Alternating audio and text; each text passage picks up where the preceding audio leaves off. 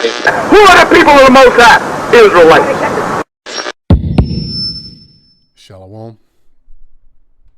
All praises to Yahweh, Ba'ashim Yahawashi, Ba'ashim Kakadash. This is your brother Elder Ayathan back at you with another video. And double honors to the apostles, shalom to the elect out there. And on the screen I've got Psalms 133, verses 1 to 3. And it says, "Behold, how good and how pleasant it is for brethren to dwell together in unity. It is like the precious oil upon the head, running down on the beard of Aaron, running down on the edge of his garments. It is like the dew of Hermon descending upon the mountains of Zion. For there the Lord commanded the blessing, life forevermore. And this is a psalm written by King David, Psalm 133, verse 1 to 3. And the reason why I'm reading this is about 3 years ago, I believe it was, about 3 years ago, maybe going on 4, there was some brothers that came from a couple different states to visit the main camp, Texas, New York, of course, North Carolina, and a lot of brothers came together, and it was a beautiful assembly of brothers, and we had a get-together. All of us had a get-together, and during this get-together, I just got a new camera. I'm thinking about Nate, 4K camera. I just got a new camera. It was a 4K camera I just got, and I had just got some equipment, and Spirit said, you know what, do a interview. And basically what the idea I had was just to show gratitude to our elders, to just show them some gratitude to our apostles, our elders, who are like spiritual fathers who taught us his truth,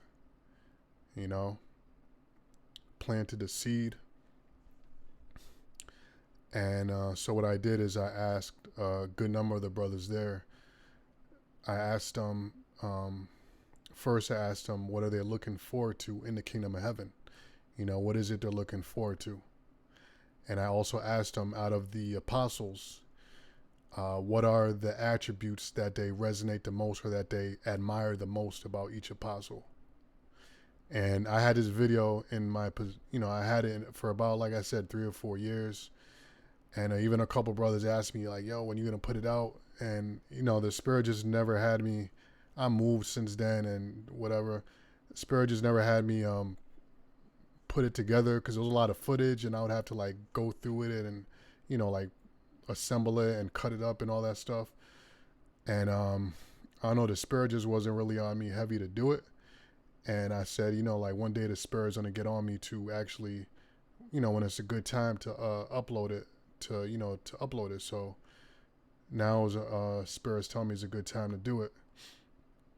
And the reason I asked that question, right, about what attribute, these brothers admire most about the apostle, is because, there's different attributes from different apostles and different bishops that I'm like, damn, I wish I had that. I wish I could be as strong, or I wish I had that attribute myself. And, so we are a body. This is the body of Yahawashi. And so just like every member in your body has a particular function that is good at, every brother, every apostle, and all the brothers, they have different personalities, different functions that, you wish that you could be good at, but what you lack in, they're strong in, what they lack in, you're strong in, so that's why there should never be anything about no jealousy or any like ill will or grudge towards any brother. Everybody is in here for a reason. We're a body. The finger can't do what the hand can't do what the feet can, right? If you got hops and you could dunk or you could run, you can't do that shit on your hands. Your feet are made for that. But can you do pull-ups with your feet? You can't. So, you know, you can't see with your ears and you can't hear with your eyes. So every member of the body has a particular function.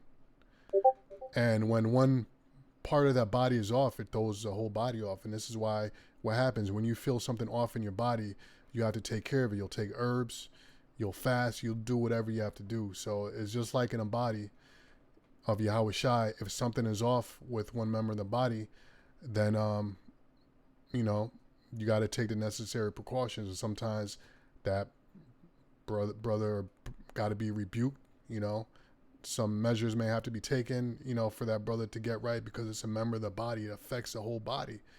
And brothers don't understand how, don't look at this truth as being bigger than them. You know, they take everything personal and put their personal emotions in it when it's much bigger. You know, if you work for a company, the boss might like you a lot. The boss might like you a lot. But if you're effing up and you're holding up the whole progress, let's say it's this assembly line, everybody's doing a good job, but you're effing up, the boss is going to have to get rid of you. They might warn you a couple times, but then they're just going to have to fire you. And it's not personal. It's because it's for the good of the greater good of the whole body, the whole assembly line. You're effing up the whole assembly line. And you all got to pick up your slack, and, you know, there's an end product that needs to be made so they can meet their quota, their goal for the year, and you're effing all that up. So, you know, for you to get mad at that, then you're just being emotional. You see what I'm saying? But I read Psalms. I got another scripture here, and then I have a video I'm going to play. So this is Romans 12:3, and this is for I say, through the grace given unto me, Paul, to every man that is among you, not to think himself more highly than he ought to think. So it doesn't matter how many scriptures you know. We see guys out there that knew scriptures, gave themselves big titles, big names, but they amounted to be nothing of the sort. So never think yourself more highly than you are. Matter of fact, the scriptures say the greater thou art, the more humble you become. Yahawashi told his disciples, don't call me master, call me brother. He said, for the servants know not what the masters do. And this is why you can call upon Yahawashi for anything, because the Most High gave us a perfect mediator, Yahawashi, who didn't think himself to be greater than us. And so he was the worthy spirit to come down in the flesh and to suffer as a man, to suffer as us. And he lived 33 years of his life from day one, knowing what the end of his life was going to be. He knew the whole time. He had to hold that in. You know, now I've been doing a lot of, I'm into like herbs and the body and exercise and things like that. And lately I've been doing a lot of reading and studying on trauma, and how stress and trauma, how it affects your body and how it can really F you up, and how Esau had engineered trauma and engineered stress to keep Jake mentally and physically ill. Because when you suffer trauma, when you suffer stress, and you don't have an outlet, you know, the stress, it hits your brain, you feel it. But when you don't have an outlet or a way to get it out of your body, it gets trapped in you. It gets trapped in your mind. It gets trapped in you. And this is why people that get traumatized as a child or something effed up happens to them, they end up with effed up mental problems. Because a lot of times or even if they were abused, you know, if you were abused, and let's say and this happens to a lot of Jakes, you were raised by just a bitch of a mom or a woman, you know, who was taking out all her aggression on you, beating the shit out of you, talking down to you. And because you're a kid and you have nowhere to run to, nowhere to go, you're trapped in this house with a demon for a mom that you can't cry, you can't tell her, you can't say shit to her. You just got to take it. All that stuff gets trapped. And as you grow older, you basically, all you know is how to keep your emotions trapped inside, because you never learn how to let them out. And what that does is it gets internalized, and basically it's just like an autoimmune disease. You know, your body, it contains it inside. You know, energy never goes, it just gets transferred. So it gets transferred to your organs, to your mind, to different parts of your body. And then here you are 10, 15 years later, you have bowel issues. You know, you're effed up in the brain, you can't remember shit, and or you're just a little bugged out. And it's caused by this trauma and this stress that, you know, that we have. And damn, Slacky, I went to a little rant on that and I forgot my original point. So Lord's will, the original point that I was trying to make will come back to me because you know, I was tying it all into this. But basically, you know, the main thing is don't think yourself to be higher. Excuse me. Don't think yourself to be higher than you are. All right. And don't get emotional in this thing. Oh, and what I was slack it. So what I was getting to is basically that Yahawashi, he had to hold all that in. All right. He knew how he was going to go out and he had to hold it in. And at the last minute, you know, when he prayed to the Heavenly Father, all that trauma and all that stress came out as blood when he started sweating blood. And there's actual name for that. Matter of fact, let's bring it up now.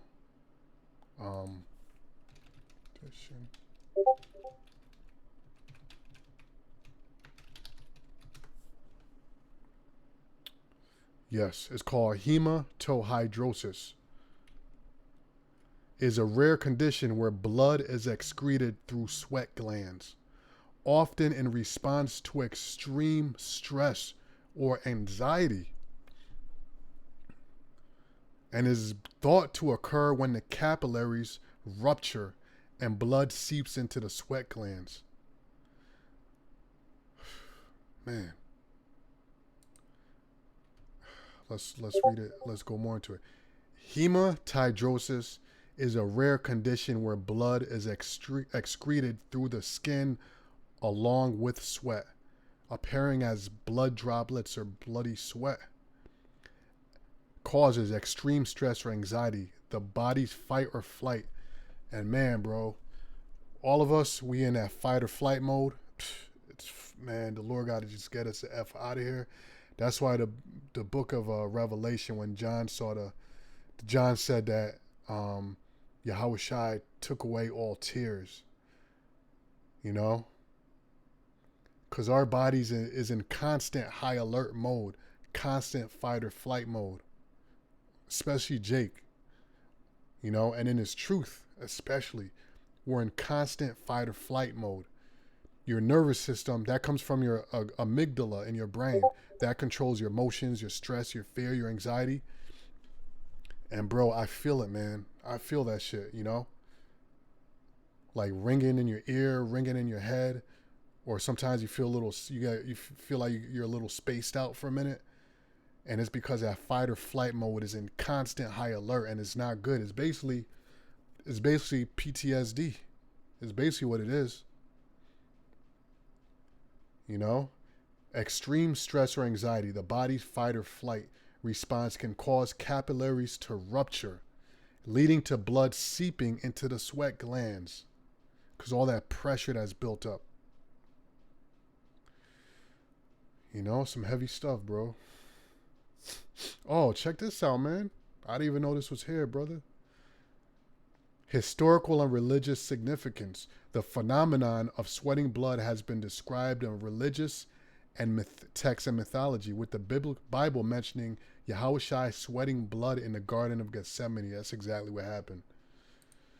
You know? So I was making a point that Yahawashi, you know, he brought himself down to our level, but that's why he's a perfect mediator, because we can cry unto him. You know, he suffered all the temptations. He's felt everything that we feel in the flesh. You know, he knows what it's like to be ridiculed for this truth, because that's all he faced all his whole life. How to feel weak, you know, how to have compassion. He was a perfect man. So let's read on. It says, and he didn't think of himself higher than he was. Like I said, man, he told the disciples, don't call me master. Even though Yahawashi is a king of the universe underneath Yahweh. The book of Colossians says everything was made by him and for him. All things visible and invisible. But he didn't, man.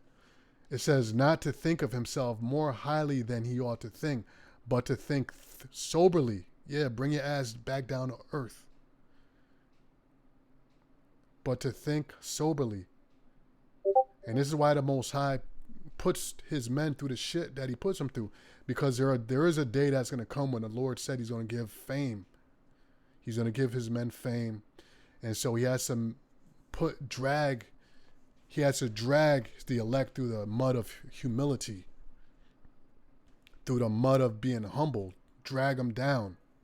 So that when they are given a fame, they can handle it and don't think themselves beyond what they are. Because you've seen what a little bit of fame, YouTube fame, which is not fame at all. Just a bunch of losers think you're somebody when you're not. But just people get a little bit of YouTube fame and they think they on top of the world. Amazing. It says, not to think of himself more highly than he ought to think, but to think soberly, according as the Most High hath dealt to every man the measure of faith. And every man the Most High gave this brother a lot of faith, that this brother a little, or not as much faith, you know? But if those men are members of the elect, are just equally as important. You know, they have Thomas, they have I don't know if it's a Christians, but there's a name out there, like they might call somebody who doesn't have a lot of faith. I think they call him a doubtful Thomas or doubting Thomas or something like that, you know. But Thomas is one of the 12, you know. But that's just how the Lord made him. He made every man so that you can't brag because you are severely lacking in an area, but another brother got that. So it's all about humbleness, man.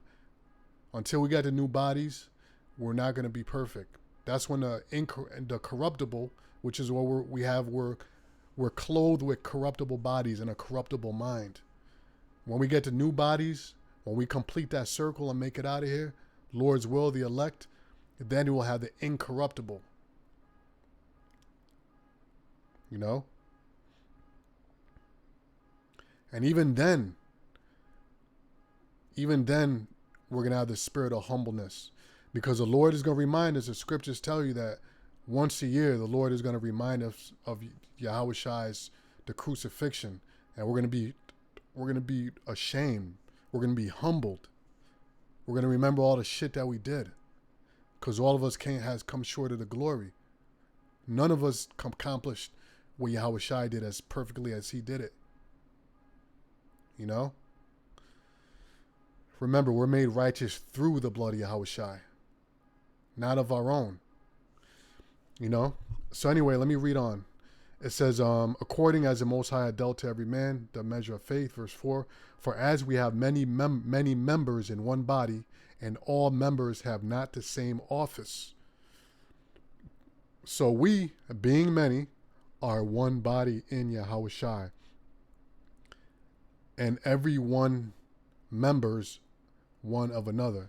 Okay, so I think I did explaining, so now this is pretty self-evident what it means. All right, so with no further ado, I have a video. So I got videos of the different brothers that I asked this question to. Number one was, what are I think the top 3 things I said that you look forward to in the kingdom of heaven? And then the next question was, what do they admire out of the apostles? What attribute do they admire? Okay, and so I'm gonna do different parts of it. You know, when the Spirit had me upload the next part, I'll upload the next part. So the first brother I'm going to upload is none other than the beloved brother Barak Gabar.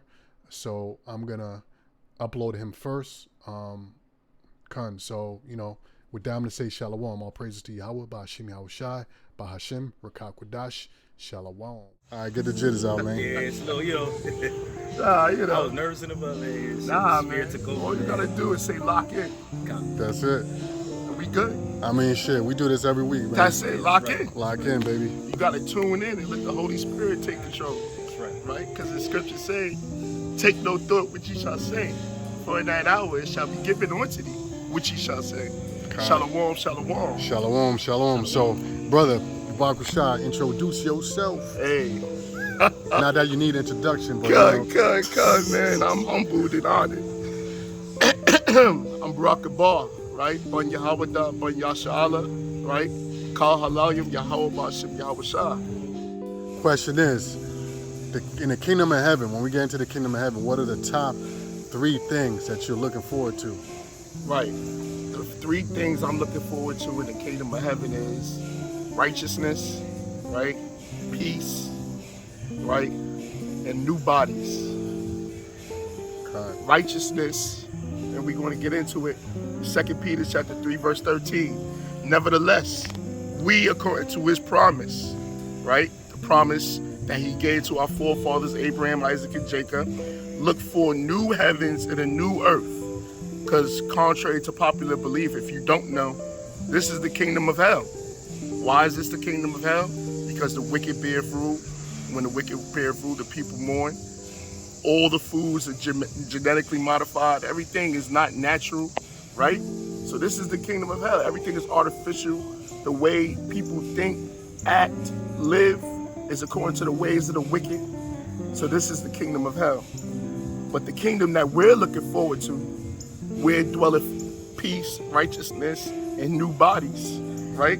Is the kingdom of heaven, the kingdom of Yahawashi, Yahawashi. So it says, look for new heavens and a new earth, wherein dwelleth righteousness, right? Wherefore, beloved, seeing that ye look for such things, be diligent that ye may be found of him in peace, without spot and blameless. So we have to give diligence, right, to make our call of election sure, so we can be partakers of that kingdom of righteousness, peace, and new bodies, where it's not corruptible, it's not given into sin, and you can't fuck up, offend the Most High, or transgress the laws of the Most High no more. Okay, so that's what you're looking for towards the most. Yes, sir. All right, you got a 2 and a 3, or that covers everything right there? Nah, that covers everything right there. All right, kind. All right, then. So, boom. Next thing is, so out of the apostles, our apostles, top on down, what attribute, characteristic do you appreciate the most out of each apostle? You know, that you take, that you esteem to be like, to make you a more perfect man to Yahawashi and Yahawashi? Oh, that's a beautiful question, because you know you inspire to be like your role models. Like the scriptures say, Paul said, be ye followers of me as I am a follower of Yahawashi Mashiach. So we supposed to follow after the righteous men that the Lord set up, right? Because they're following after Yahawashi Yahawashi. And that's not a lot of men. It's only a few, right? So with Apostle Tahar, you know, the beloved brother, the beloved elder, the one attribute that sticks out most is diligence, right? You look up the word diligent, it says careful and persistent work or effort, right? It says rigorous, carefulness, heedfulness, intense, zealousness, right? Tirelessness, right? Indefeatability, right? So that's one of the things that stick out about Apostle Tahar. It says steady, earnest, or energetic effort. That's one of the attributes Apostle Tahar has, right? Apostle Gabar is a wordsmith, right? Now all these brothers are beloved and pillars in our faith, right? They're strongholds in our faith, right? To be admired. So Apostle Gabar is a wordsmith. He makes me want to look up the meaning of the words. I don't just read things for face value. If I don't understand something, I have to look it up. So a wordsmith is a skilled user of words. A person who works with words, especially a skillful writer, right? And Apostle Ramla is humble. He has the attribute of humility, because though he came up under the elders, right? You can see how he conducts himself around the apostles as they still like his father figures, and he does more reading and giving precepts versus speaking, right? So that shows humility, and also different things that happened to him in his walk in faith. He didn't take vengeance. He didn't take matters into his own hands. He just let the Lord handle it and take care of it. So it says humble, having or showing a modest or low estimate of one's own importance. So he's not putting himself first, right? He puts his brothers first. He puts his apostles first. He puts this truth first. And that's something to be admired. It says humbled. It says not proud or haughty, not arrogant or assertive, reflecting, expressing, or offered in a spirit of differences or submission, a humble apology, ranking low in a hierarchy or scale, insignificant, meaning just making yourself lowly to other people, right? And that's what he does amongst the apostles and elders. And then what Apostle recall is fervent. It says having or displaying a passionate intensity. And that's what you're going to get with Apostle recall, man. You're going to feel the power. You're going to feel the spirit. You're going to feel his love for the truth. You're going to feel the ferventness of his belief in this truth, man. It's like, you know about brothers that watch anime, Dragon Ball Z, you can feel people when they charge up, when they power level, and that's the spirit each apostle and each brother and each elder and bishop gives off in this truth, man, but especially Apostle recall. It says passionate, intense, vehement, sincere, profound, emotional, and animated, spirited, enthusiastic, zealous. What does fervent mean? Very hot, right? Because that's what the spirit is, fire, right? The scriptures say that the Lord is a consuming fire and his angels are ministers of fire. Are we not the angels of the Lord? So we are fires as well. So it says very hot, glowing, the fervent sun, exhibiting or marked by great intensity or feeling, zealous fervent prayer, and a fervent proponent, fervent patriotism, right? So that's this attribute that Apostle recall gives. And he's especially fervent when it comes to prayer, right? Because we all must be praying and sighing and crying to the Lord. Something real quick, something Apostle Tahar quoted years ago. If you're not sighing and crying, you're not a man of the Lord. If you're not sighing and crying for deliverance and the Lord to forgive us, you're not a man of the Lord. But that's what sticks out to me about the elders. Beautiful. Shalom at the water. Shalom. Yahawashi. Shalom, my bro. Shalom, King.